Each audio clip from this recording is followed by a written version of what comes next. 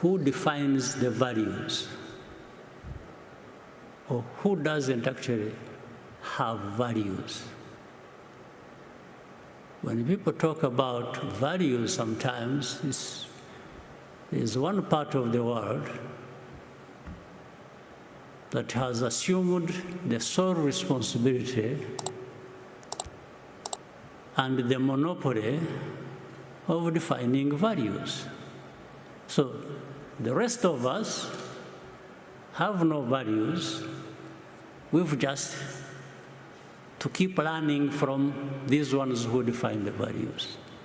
And by the way, the danger also is, it doesn't matter how long you take learning, you will never qualify.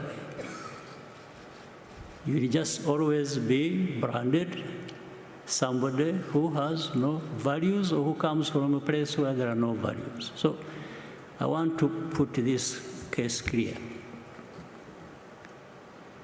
Those from the north who always assume where BBC comes from, who always think they are the face of values, the rest have to follow. It's a big mistake. It's not true. We have values too. We here in Rwanda, in Africa, we do. No question about it. Those from the north who define or want to define values have been part and parcel of these problems we have been facing. Some of them have actually been the cause of the problems we face. The debate that went on at the UN, it was like, you know, these developed rich countries, those who define values, simply took it like, these are just Africans killing each other. These debates were in the open. But you think that is true? You think the divide that actually led to this genocide was just a creation of Rwandans, not the people from the north who actually divided this country, told people to think of themselves as belonging to one ethnic group and the other to think as belonging to another ethnic group, and therefore they should kill each other. Not only are they different, but they should kill each other. Would you believe that? Would you tell me that the 20 million people, this is documented by other people, not by me, who were killed in the Congo, were killed by other Congolese in the old days of King Leopold, and you think all that just disappeared in a moment? Then you had the savages coming over and taking over their own countries and killing each other. And then the others assume the higher ground. They are up there in the north and keep pointing fingers at those of us and think we have no values and we just are there to, you know, we don't respect freedoms, we don't respect human rights.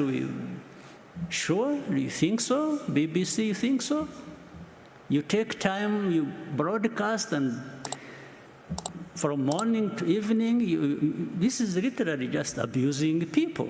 You're abusing Rwandans, you're abusing Africans, you're values. What values do you know, my dear sister, on behalf of BBC? So I want to assure you, there is nobody in the BBC or anywhere else thereabout who would be holding values better than we do here in Rwanda. Except if we just want to cover up the mistakes of the same people who want to define these values for us. Or really tragic mistakes of things they have caused. So when you are saying that, you may tell somebody else, people who don't have time to think or who don't have a history that where they have struggled with these complications, yes, they will. But here, those of us who have faced what we did, who have gone through what we did, we take our responsibility. Of course, genocide could not have happened just on the hands of others who brought it to us. No, we Rwandans have a responsibility. We have our share of the blame for it, but there are others who should take responsibility for that. So I just want to let you know that these issues of upholding values and so on, as far as I'm concerned, as I know, as far as Rwandans are concerned, we don't need any lessons from BBC or from anyone. I tell you this with firm conviction. So,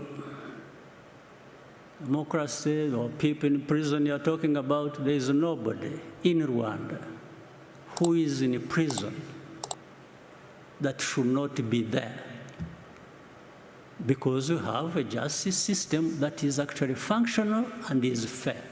Let me tell you something instead. Actually, there are people who are not in prison who should be there. There are no people who are in prison that shouldn't be there, but there are people who are not in prison who actually should be there.